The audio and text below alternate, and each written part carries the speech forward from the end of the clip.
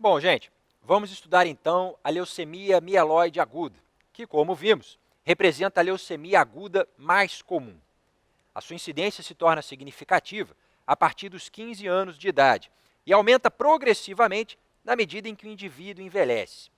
Há um discreto predomínio no sexo masculino e é muito pouco provável que pessoas com menos de 15 anos desenvolvam LMA. O tipo de câncer mais comum na faixa etária pediátrica é a LLA, a leucemia linfóide aguda. Okay? Existem diversos subtipos de LMA e a classificação tradicionalmente utilizada é aquela definida pela FAB, que não é a Força Aérea Brasileira, e sim o Consórcio Internacional Francês, Americano e Britânico. Eles definem 8 subtipos principais em função da célula precursora hematopoética que sofre o bloqueio de maturação e dá origem ao clone neoplásico. Isso não é mera curiosidade científica, não. Essa informação é extremamente importante em termos clínicos, prognósticos e terapêuticos. Então, é simplesmente essencial que a gente conheça a classificação das leucemias. Existe um sistema FAB tanto para LMA quanto para LLA, né? E isso é extremamente importante para quem cuida de doente com leucemia aguda. É muito fácil entender a classificação da FAB se você relembrar do esqueminha da hematopoese normal. Como eu falei, a classificação depende da célula progenitora que sofre bloqueio de maturação e origina o clone neoplásico. Então, a gente tem na LMA M0 a própria stem cell, a célula totipotente, sofrendo esse bloqueio de maturação. Isso vai resultar numa LMA extremamente indiferenciada, uma célula totalmente imatura, o que acarreta um péssimo prognóstico, né? Uma célula de comportamento biológico muito agressivo. Na LMA M1, quem sofre o bloqueio de maturação é o precursor mieloide inicial. Então, já houve algum grau de comprometimento com a linhagem mieloide, mas ainda assim tratam-se de células muito imaturas, com diferenciação mínima, e, portanto, uma doença também de péssimo prognóstico. O tipo de LMA mais comumente encontrado na prática, que representa até 40% dos casos, é a LMA M2, onde quem sofre o bloqueio de maturação é o progenitor de linhagem única inicial da linhagem granulocítica. Então, é o mieloblasto que para de evoluir e começa a se proliferar descontroladamente. Na LMA M3, o mieloblasto conseguiu dar um passo adiante, se tornou um pró-mielócito, mas parou por aí. Então, é uma célula um pouco mais diferenciada, mas ainda assim uma célula bem imatura, a leucemia chamada pró-mielocítica aguda. Guarda essa informação, que eu vou te explicar logo mais adiante, que antigamente essa leucemia M3 era a de pior prognóstico de todos, apesar de ter uma célula bem mais diferenciada do que a stem cell. Mas hoje em dia, a gente vai ver o porquê, a LMA M3 se tornou uma das formas de LMA de melhor prognóstico. Ok? Guarda essa informação que ela é muito importante.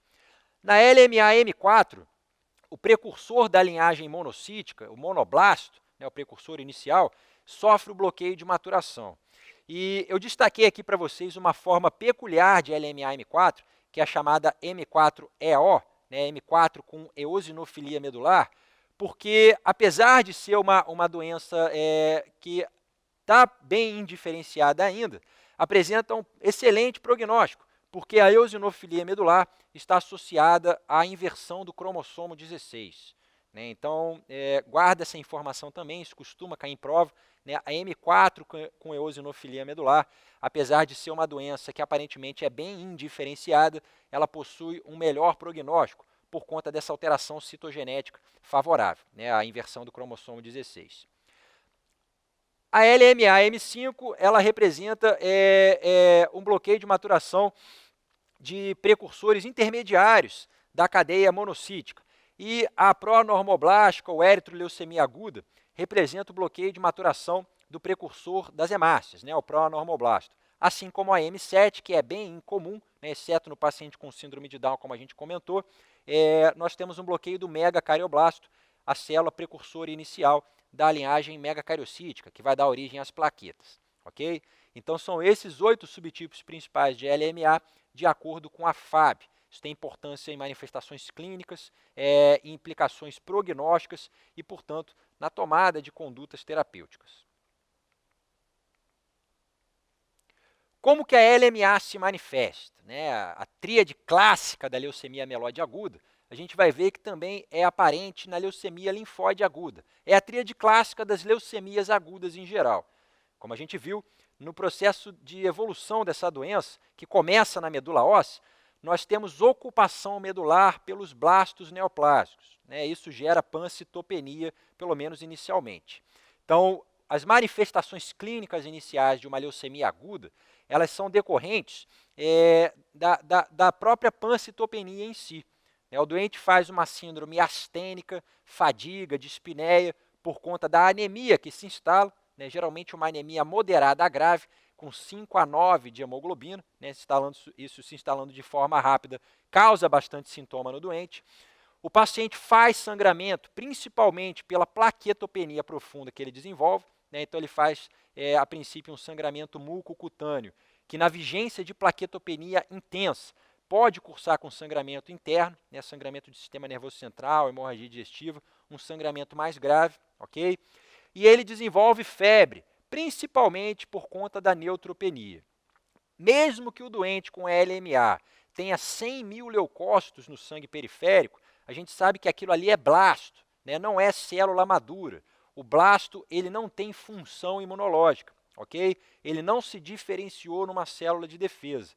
Ele expulsou os progenitores que iam dar origem aos neutrófilos normais. Então, o paciente faz um grau de imunodepressão profunda e fica predisposto a infecções, principalmente bacterianas e fúngicas. Então, todo paciente com LMA que apresenta febre é um paciente que, por definição, está infectado. Ok? Você vai assumir que ele tem uma infecção bacteriana ou fúngica grave e vai tratá-lo de acordo com essa hipótese. O paciente até pode ter febre neoplásica. O clone neoplásico se proliferando pode secretar fatores pirogênicos, como interleucinas, TNF-alfa, né, e interferon. Mas, a princípio, diante de febre num paciente com LMA, a gente assume que o paciente está infectado. Ok? Então, as leucemias agudas, tanto LMA quanto LLA, apresentam inicialmente essa tríade clássica, que é resultado da pancitopenia que ele desenvolve. Quando o doente faz a leucemia propriamente dita, né, lembrando que o termo leucemia quer dizer excesso de células brancas no sangue, os blastos que circulam no sangue periférico, ele começa a ter infiltração de múltiplos órgãos e tecidos. A hepatosplenomegalia é um achado essencial, porque o principal diagnóstico diferencial da LMA, quem é? É a anemia aplásica, né, que também é uma causa de pancitopenia aguda. Mas na anemia aplásica, a medula óssea do paciente é seca, né, você faz um aspirado e não vem nada. É diferente da LMA, onde o aspirado vem um monte de blastos infiltrando a medula óssea. Né, e na anemia aplásica, você não tem circulação de blastos, você não tem infiltração de órgãos e tecidos periféricos. Então, o paciente não faz hepatosplenomegalia. Okay? Quem faz hepatosplenomegalia é o paciente com leucemia aguda, principalmente com LMA.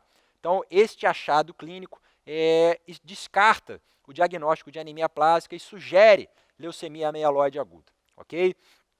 A gente também tem como manifestação genérica das LMAs a infiltração cutânea, chamada de leuquimia cutis. Eu vou mostrar para vocês uma foto disso. E eu destaquei aqui alguns tipos de infiltração específicos que são sugestivos de determinados subtipos de LMA, de acordo com a classificação da FAB. É interessante ressaltar isso, porque pode ser objeto de questão de prova. O cara bota a foto do paciente e pergunta qual é o provável subtipo de LMA que aquele paciente apresenta. Isso como eu falei, a classificação ela tem importância clínica, importância prognóstica e a gente vai ver importância na tomada de condutas terapêuticas. E, por fim, uma manifestação também genérica das LMAs, né, principalmente do doente que demora a fazer o diagnóstico, é a síndrome de leucostase. A leucostase ela representa um quadro de obstrução microvascular generalizada, levando à disfunção de múltiplos órgãos e tecidos por conta de um excesso absurdo de blastos no sangue periférico. Okay? É o paciente que apresenta hiperleucocitose, variavelmente definida na literatura como acima de 50 mil ou 100 mil leucócitos. Em geral, a leucostase aparece em quem tem mais de 100 mil leucócitos. Esses pacientes fazem plugs obstrutivos compostos por blastos nos vasos capilares dos tecidos.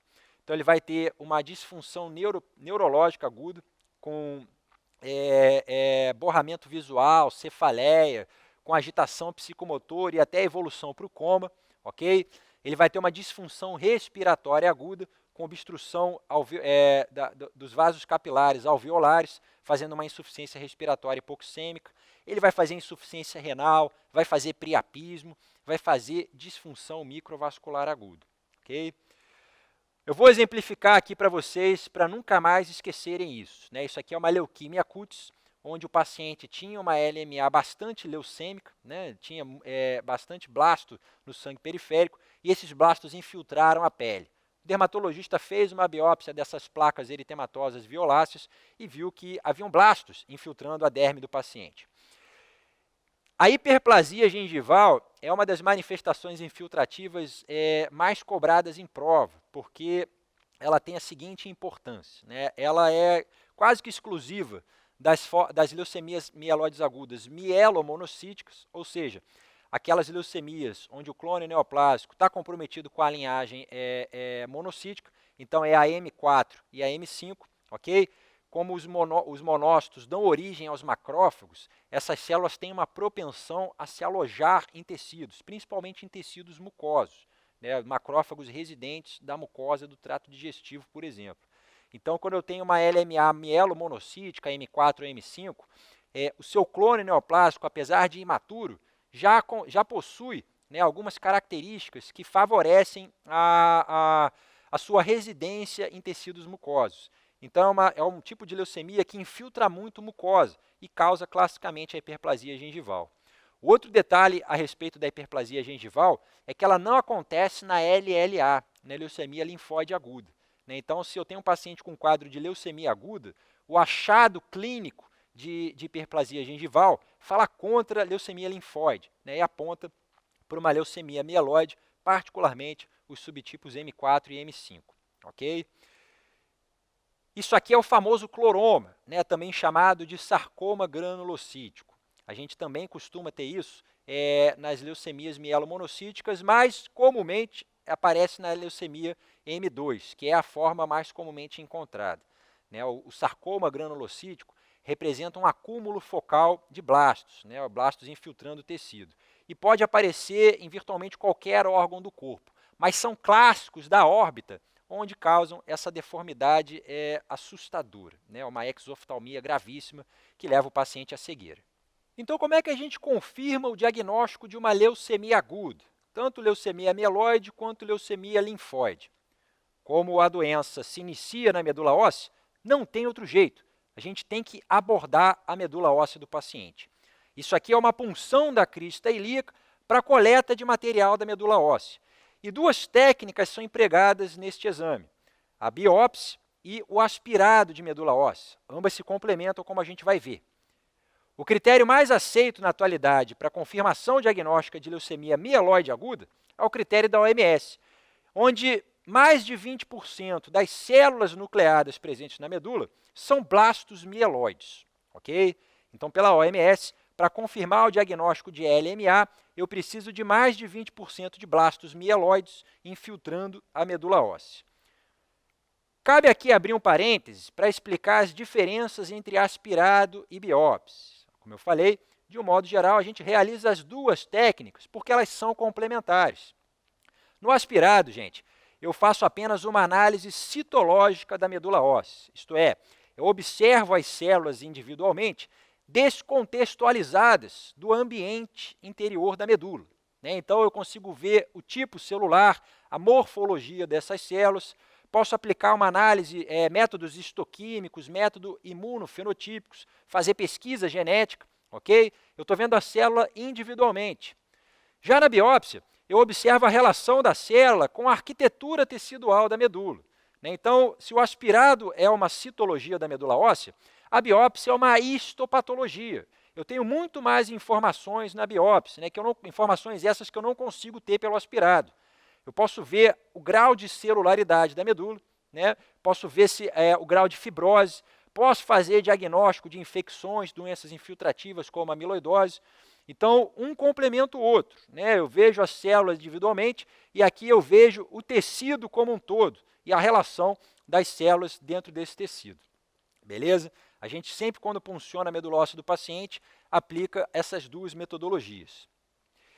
E na avaliação adicional, né, de uma LMA, a gente faz o diagnóstico vendo aquele percentual de blastos, mas para reconhecer que aquele blasto é mieloide, não linfóide, eu faço a chamada tipagem do blasto. Okay? Essa tipagem ela passa por critérios morfológicos, citoquímicos e imunofenotípicos. O critério morfológico é o mais simples de todos, né? O blasto mieloide, ele é uma célula grande, mas não tão grande quanto um blasto linfóide. Ele tem mais citoplasma do que o blasto linfóide. O núcleo dos blastos, ele tem uma cromatina densa, é uma cromatina frouxa, né? Um núcleo grande, que pode ter mais de um nucleolo. E um achado que é característico, né, que é patognomônico do blasto mieloide, que toda vez que você encontrar isso, você sabe que a leucemia é mieloide, não linfóide, são os bastonetes de Auer. Né, são essas inclusões filamentosas e eosinofílicas aqui no citoplasma, que representam cadeias de lisossomos fundidos. Né. Os blastos mieloides, eles possuem uma característica morfológica também específica, que é a presença de grânulos azurófilos no citoplasma. Okay? Você não tem grânulos azurófilos nos blastos linfóides, apenas nos mieloides. E os grânulos azurófilos nada mais são do que lisossomos, né? Porque são células que vão dar origem às células granulocíticas, células que têm muito lisossomo no citoplasma. Quando você tem tanto lisossomo a ponto deles se fundirem em inclusões filamentosas, você tem o bastonete de Auer, que é um achado patognomônico de blasto mieloide. Okay? Encontrou o bastonete de Auer na medula óssea ou no sangue periférico, você tem com certeza uma LMA, uma leucemia mieloide aguda. A análise citoquímica, ela identifica o tipo de enzima que existe no interior da célula. A gente não vai entrar em muito detalhe sobre isso, porque é um assunto complexo, né? Basta você saber que isso pode ser feito para diferenciar o tipo de blasto, né? Mas o que importa hoje em dia mesmo não é apenas a análise morfológica e citoquímica, e sim a imunofenotipagem da célula. Tá, okay? Hoje em dia, a imunofenotipagem ela te permite uma diferenciação muito mais precisa da origem do blasto, se ele é mieloide, linfóide, e te diz também qual é a célula precursora que sofreu o bloqueio de maturação, originando a neoplasia. Então, a imunofenotipagem, ela utiliza imunoglobulinas marcadas com traçadores fluorescentes que podem ser identificados, né, que se ligam à superfície da célula em antígenos específicos. E esses antígenos são chamados de CD, Cluster Differentiation, que apresentam combinações específicas para cada tipo celular. Okay? Então, também é um assunto extremamente complexo. Né? Cada tipo celular, cada precursor hematopoético na medula vai possuir um conjunto específico de moléculas CD.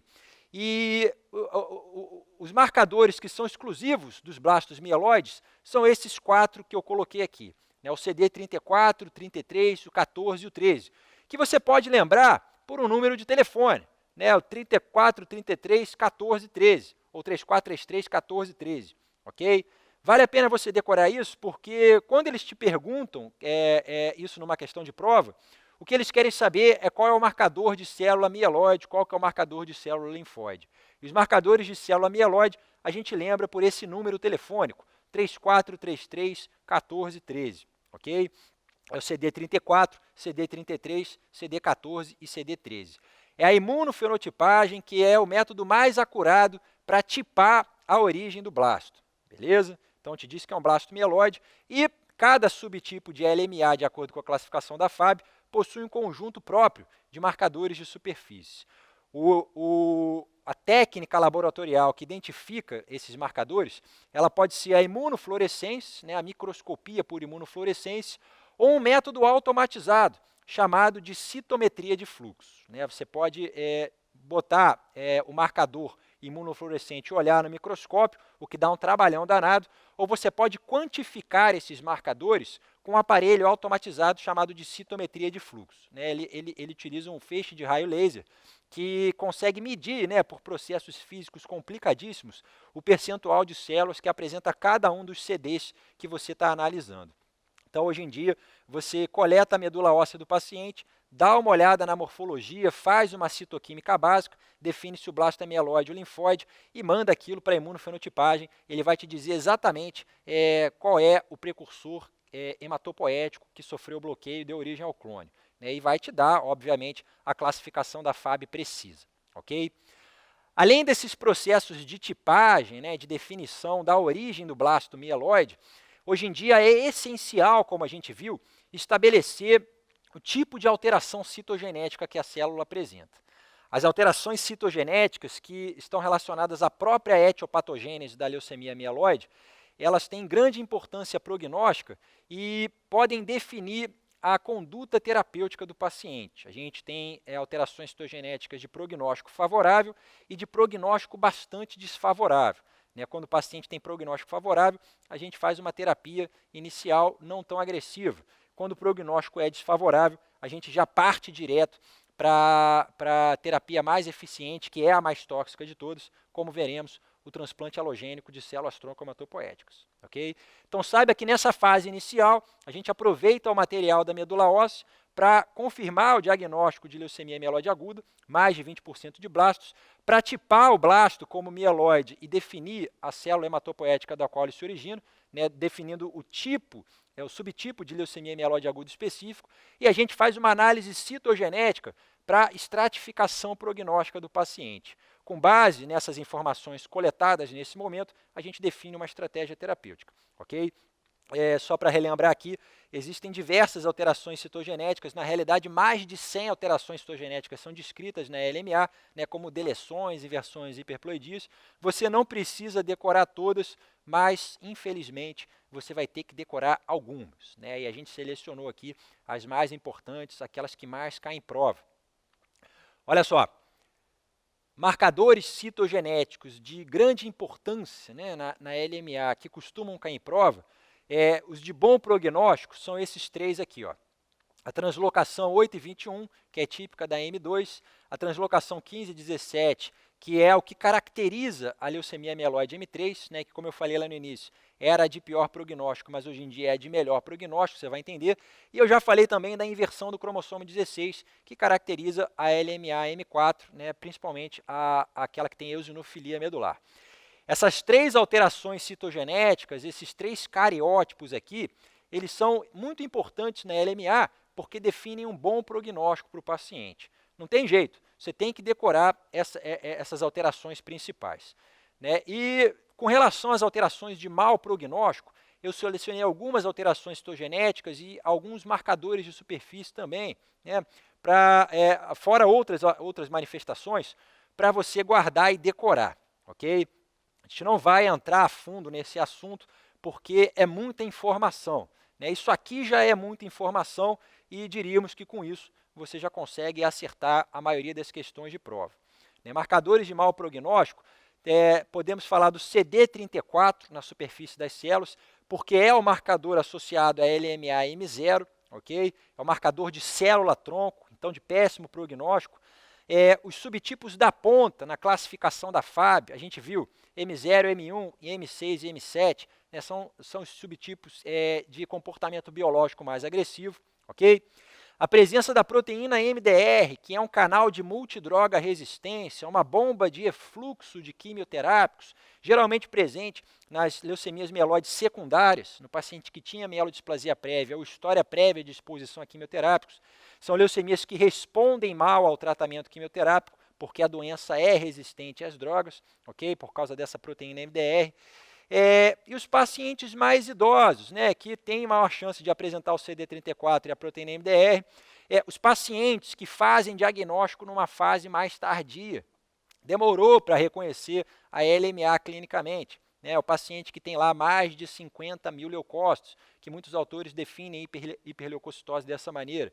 Esse doente já tem uma doença mais avançada, já com infiltração de múltiplos órgãos e tecidos, né, tem um risco maior de síndrome de lise tumoral, tem risco de fazer a síndrome de leucostase. Okay? Então, decora isso aqui, porque diríamos que isso aqui basta para você ir para a prova de residência tranquilo. Né? Os 3 principais marcadores de bom prognóstico e os principais marcadores de mau prognóstico na leucemia mieloide aguda. Okay? De posse disso, você fez o diagnóstico e estratificou o prognóstico do paciente, tipou qual leucemia que ele tem, a gente está pronto para partir para o tratamento da leucemia mieloide aguda. A abordagem terapêutica da LMA é dividida em 2 grandes grupos de condutas. Existem as medidas de suporte, que de um modo geral são requeridas por todos os pacientes, né? Todos eles acabam precisando de uma ou mais dessas medidas, e a terapia específica, que vai variar conforme a estratificação prognóstica que a gente fez do paciente. Vamos começar então analisando as medidas de suporte mais importantes e merece destaque aqui a transfusão de plaquetas para esses pacientes. De um modo geral, o paciente com LMA tem plaquetopenia pela própria doença, e essa plaquetopenia pode ser grave. E quase todos eles agravam ou desenvolvem plaquetopenia quando do tratamento específico com quimioterapia. Então, a abordagem da plaquetopenia na LMA é uma constante na prática médica. Okay? A gente vai transfundir plaqueta quando nesses doentes? A transfusão terapêutica ela está indicada se o paciente apresentar menos de 50 mil plaquetas e sangramento em mucosas ou em órgãos internos. Né? Se ele estiver sangrando importantemente e tiver menos de 50 mil plaquetas, transfusão de plaqueta nele. Se ele tiver menos de 50 mil plaquetas e necessitar de algum procedimento invasivo, por exemplo, a punção de um catéter venoso profundo, ele também tem que transfundir plaqueta de forma profilática. Se o paciente apresentar menos de 10 mil plaquetas espontaneamente, sem sangramento, sem nenhuma manifestação relacionada a isso, você também transfunde plaqueta na LMA. Okay? É a transfusão profilática. E a gente eleva esse patamar da contagem plaquetária se ele apresentar febre ou infecção, porque na vigência desses fenômenos, o consumo de plaquetas é sabidamente acelerado, né? E o risco dele sangrar aumenta sobremaneira.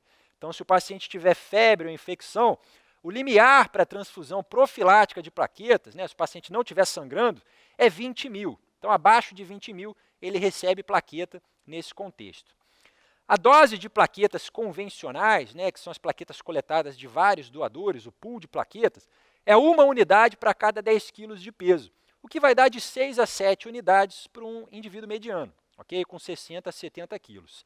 Se tiver disponível a unidade de plaqueta coletada por aférese, que é uma unidade proveniente de um único doador, a gente basta dar uma única bolsa de plaqueta coletada por aférese para o doente. Né? Ela equivale à dose preconizada de plaquetas convencionais, de pool de plaquetas. Beleza? Quando eu transfundo plaqueta nesses doentes, está indicado coletar o hemograma 1 hora após a transfusão, para verificar a eficácia da transfusão.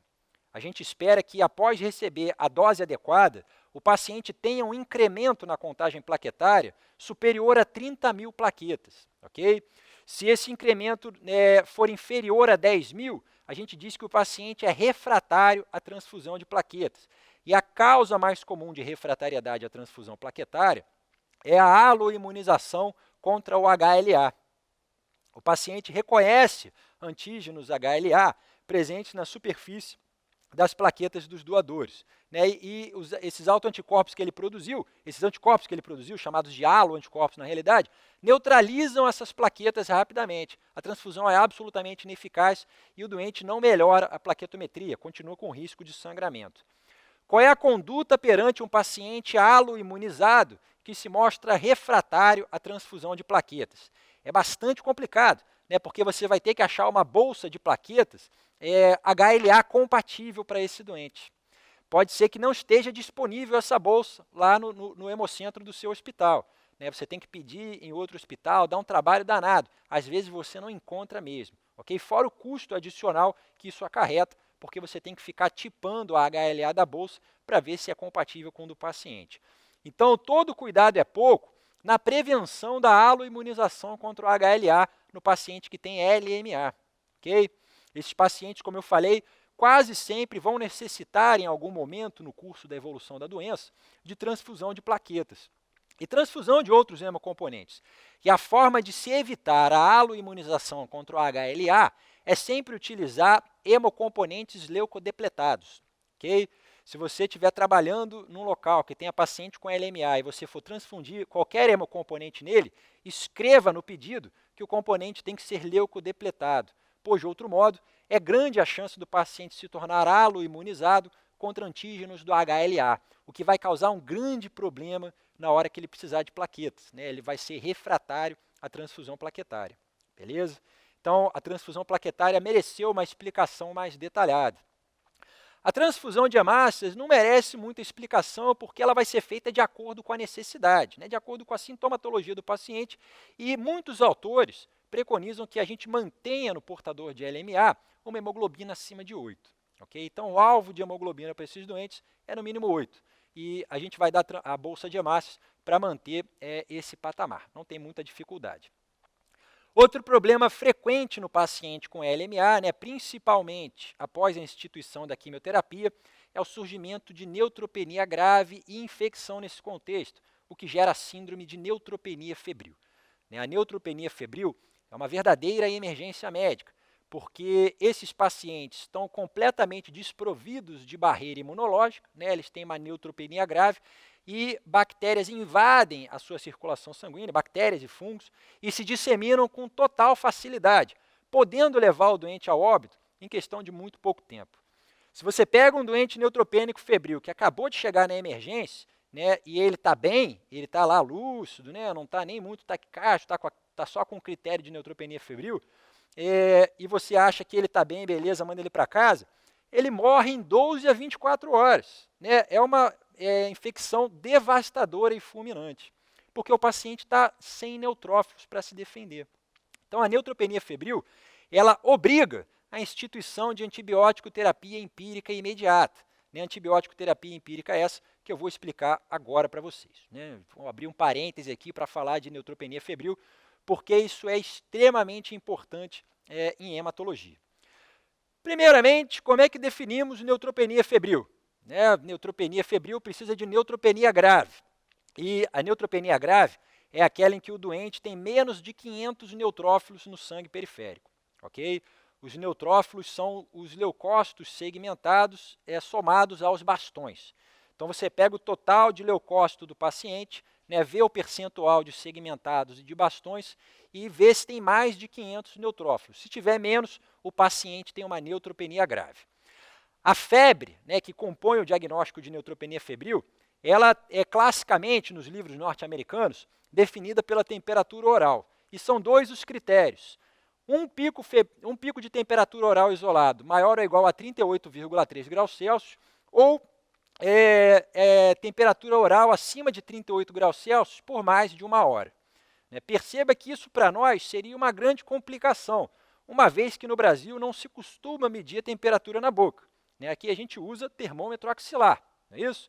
E os autores brasileiros, os pesquisadores brasileiros, adaptaram essa definição para a temperatura axilar, aceitando, na definição de neutropenia febril, um pico isolado de temperatura axilar acima de 37,8. Okay? Então, neutropenia febril é definida como paciente que tem menos de 500 neutrófilos e apresenta um pico, pelo menos um pico, acima de 37,8 na temperatura axilar. É essa definição que a gente utiliza aqui no nosso meio.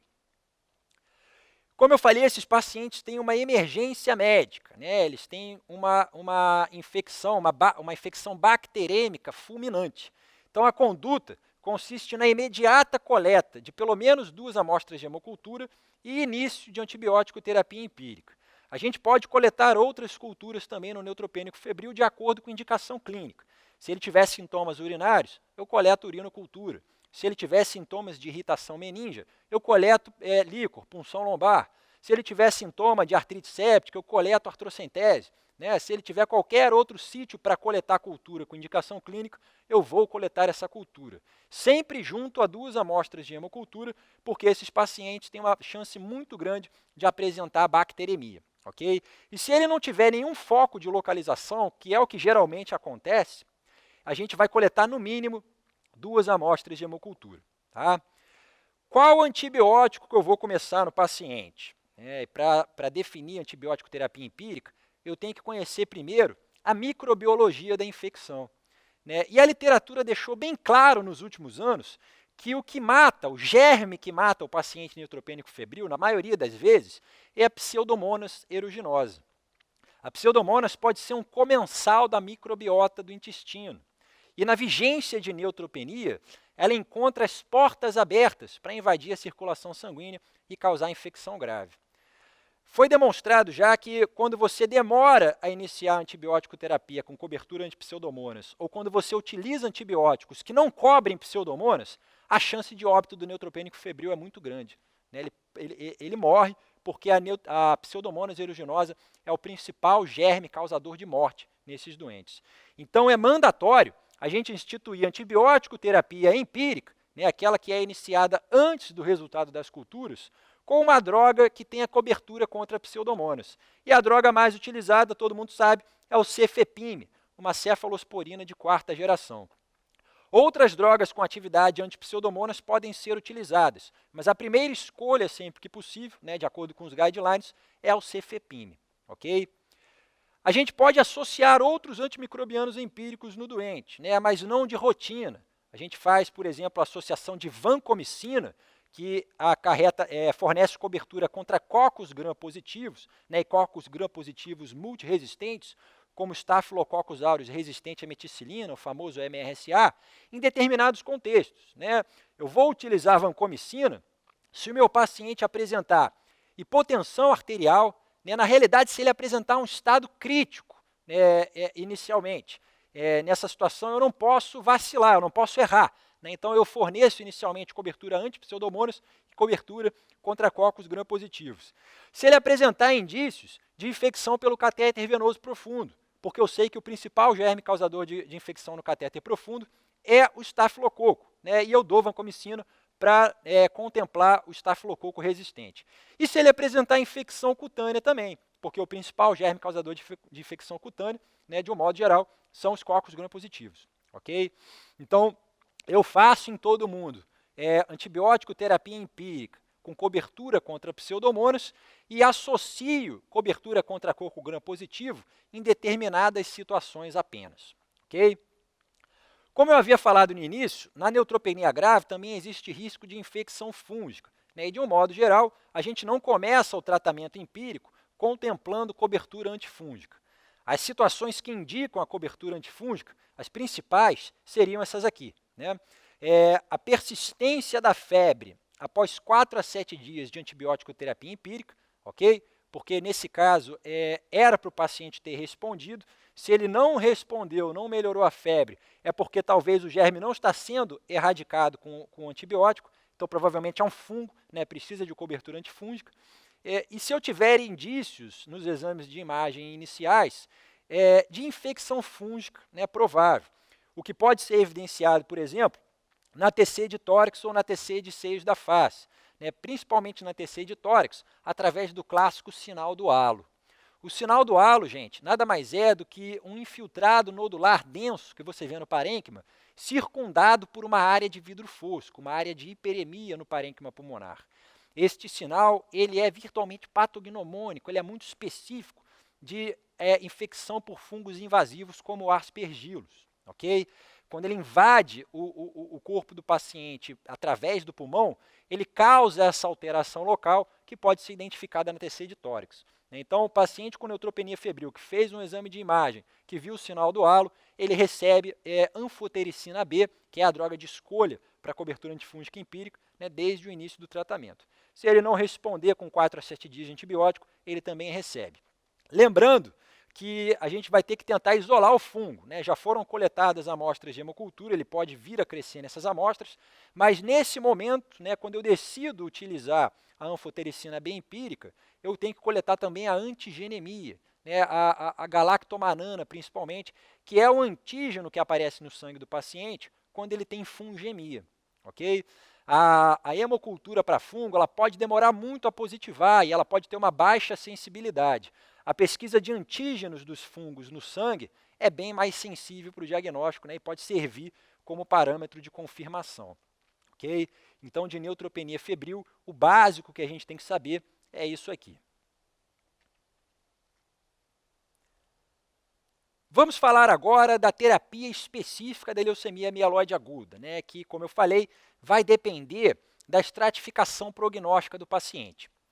O tratamento quimioterápico da LMA ele é dividido em duas etapas. Existe a indução da remissão, que deve sempre ser complementada com a consolidação da remissão. A indução da remissão é feita tradicionalmente pelo 7+3, que é um esquema onde a gente combina o arabinosídeo C com uma antraciclina, que geralmente é a daunorubicina.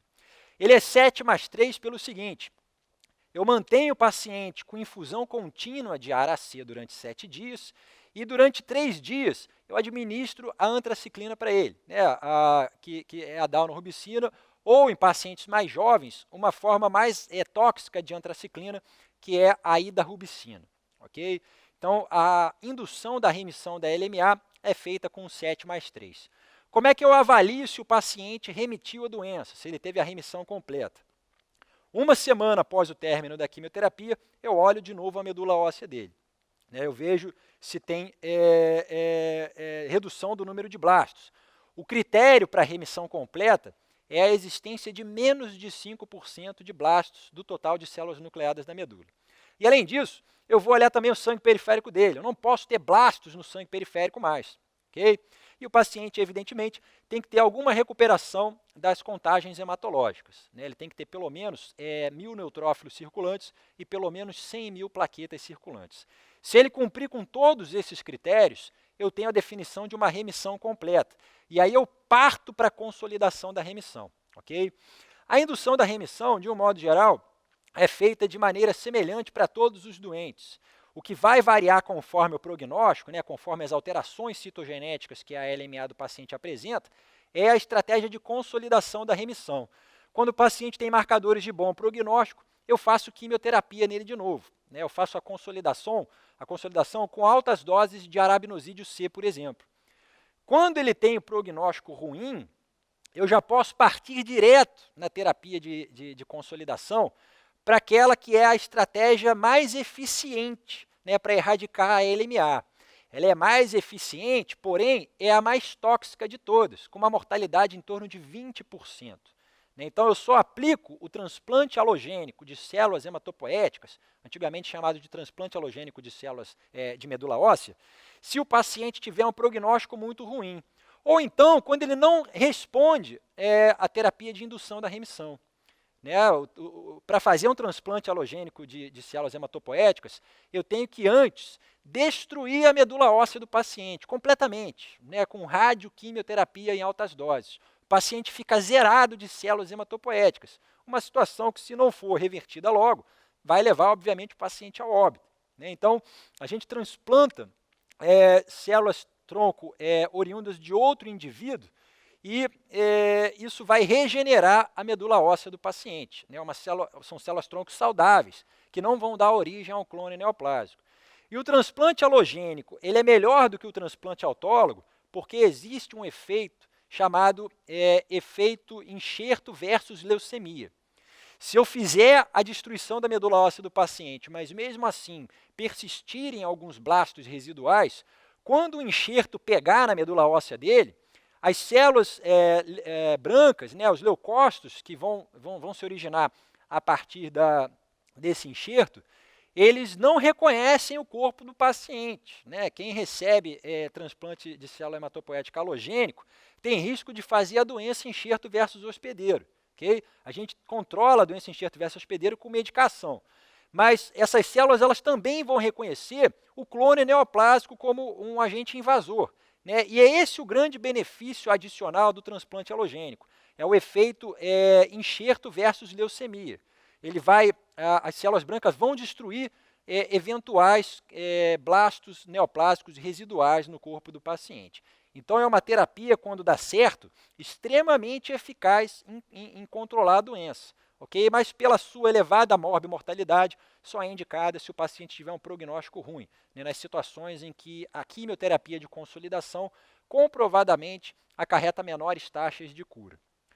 E, por falar em taxas de cura, qual é a chance de curar uma leucemia mieloide aguda na atualidade?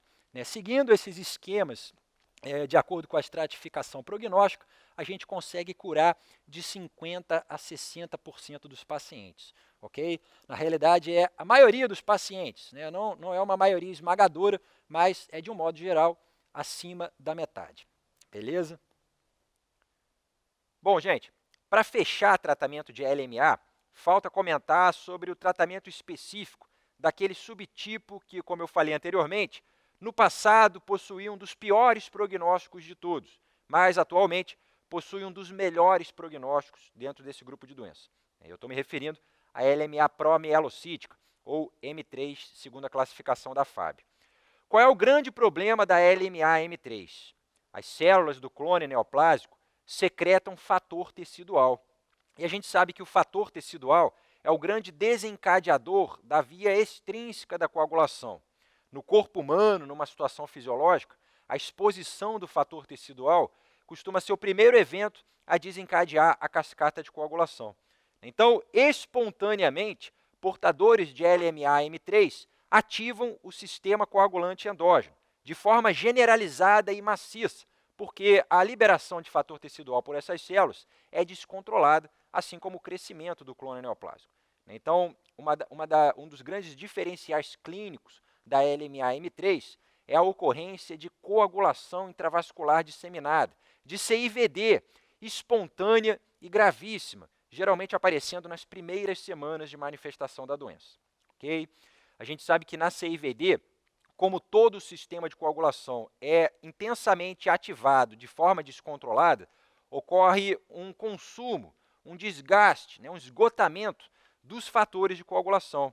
Caem todos os fatores plasmáticos, cai o fibrinogênio, caem as plaquetas, o paciente alarga o TAP-PTT, ok? Apesar de ser um evento pró-coagulante intenso, clinicamente, o que costuma caracterizar a CIVD não são múltiplas tromboses, né? Porque esse paciente ele vai ter uma trombose muito disseminada, né? E isso não gera obstrução vascular significativa. O que acontece com esses doentes, por conta do esgotamento, ok, dos fatores de coagulação, é a perda da capacidade hemostática. Então, a CIVD, principalmente na LMA-M3, é marcada por tendência ao sangramento. Esses doentes fazem hemorragias graves, principalmente do sistema nervoso central ou hemorragias digestivas, nas primeiras semanas de doença. E eles fazem isso de forma espontânea, ok? E fazem também em resposta ao tratamento quimioterápico. Porque quando eu aplico a quimioterapia habitual, que a gente acabou de ver, no paciente que tem LMA-M3, eu destruo subitamente um grande número de blastos e isso leva a uma liberação maciça ainda maior do fator tecidual. Então, paradoxalmente, quando esses doentes recebiam a quimioterapia específica das LMAs, eles desencadeavam ou agravavam uma CIVD que já estava acontecendo. Então, o paciente ou morria de sangramento antes de iniciar o tratamento, ou ele fazia esses sangramentos graves na vigência do tratamento quimioterápico. A taxa de letalidade da LMA-M3 antigamente era extremamente elevada, o que a colocava na categoria de uma das formas de LMA de pior prognóstico. Okay? Mas hoje em dia isso mudou graças à descoberta de um fenômeno interessantíssimo, que tem a ver com a etiopatogênese específica da LMA-M3. Hoje em dia a gente tem uma droga chamada ácido transretinóico, ok? É o famoso ATRA. O ATRA é o tratamento de escolha para LMA-M3, porque o que caracteriza essa doença, a grande mutação genética que gera uma alteração citogenética que leva ao bloqueio de maturação do promielócito, é a translocação 15-17. Okay? Eu pego um pedaço do cromossomo 15 e jogo lá no cromossomo 17, ou vice-versa, gerando um gene híbrido, um gene que na verdade tem como produto o receptor do ácido retinóico, ok? E esse receptor mutante, decorrente da translocação 15-17, ele é de baixa sensibilidade ao ácido retinóico. Então, na maturação das células, da célula mieloide, eu preciso de ácido retinóico para a célula seguir adiante no processo de maturação. Okay? Isso é importante no estágio de promielócito. Se eu tenho translocação 15-17 e formo um receptor de ácido retinóico de baixa sensibilidade para essa substância, ocorre um bloqueio de maturação, porque os níveis fisiológicos de ácido retinóico dentro da medula não vão ser suficientes para estimular o promielócito a seguir adiante na cadeia de amadurecimento, de maturação. Então, ele para de amadurecer e gera um blasto promielocítico. Okay? Isso vira uma LMA-M3 promielocítica. Quando eu uso ácido transretinóico em altas doses, eu consigo estimular mesmo o receptor de baixa sensibilidade, mesmo o receptor que é formado pela translocação 15-17. Então, quando eu dou atra para um paciente que tem LMA-M3, os blastos amadurecem, eles desaparecem da medula óssea, e aqueles blastos promielocíticos conseguem seguir adiante na cadeia de maturação. Okay? Então, eu acabo com os blastos, eu acabo com o excesso de formas jovens, eu desinfiltro a minha medula óssea. E, obviamente, eu diminuo a secreção de fator tecidual, porque isso está relacionado ao blasto promielocítico. Se eu tenho menos blasto promielocítico na medula, eu tenho menos fator tecidual sendo liberado. Então, eu reverto a CIVD espontânea do paciente, né, e desinfiltro a medula óssea dele. Esse paciente vai ter células normais seguindo a cadeia de maturação hematopoética. Então, o ácido transretinóico, ele revolucionou o tratamento da LMA-M3. Okay? Antigamente era uma das LMAs de pior prognóstico e hoje a maioria dos pacientes consegue sobreviver graças a esse medicamento. Que, diga-se de passagem, não é um medicamento citotóxico, não é um quimioterápico, né? É apenas uma substância que, em níveis fisiológicos, não consegue exercer a sua ação por conta disso aqui, da translocação 15-17, que gera um receptor de baixa sensibilidade. Quando eu faço essa isoforma aqui, o ácido transretinóico, em altas doses, eu reverto essa baixa sensibilidade e a célula segue adiante na maturação. Okay? Então, é isso que você precisa saber sobre tratamento de LMA para a prova de residência.